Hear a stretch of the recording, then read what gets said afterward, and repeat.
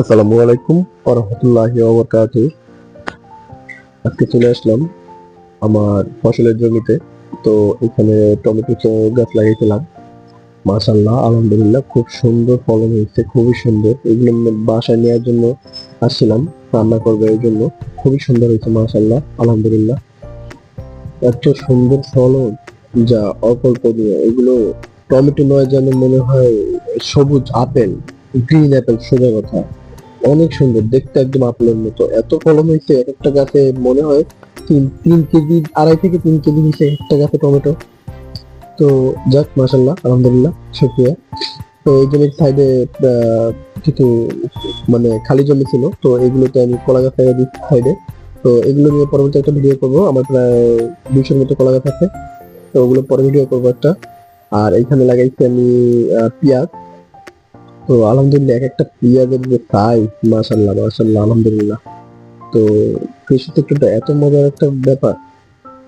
এত সুন্দর পেঁয়াজ হয়েছে, এত সুন্দর একটা পেঁয়াজের ফলন হয়েছে, একটা পেঁয়াজ অনেক বড় বড়। তো এই পেঁয়াজ গুলো তুলবো আর কিছুদিন পরে, যখন এই গাছগুলো মরে যাবে তখন এই পেঁয়াজ গুলো তুলবো।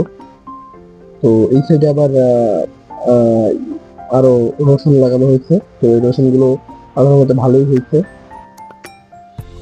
তো এই এক একটা পেঁয়াজ মাশাল্লাহ দেখলে পরাণ জুড়ে যায়।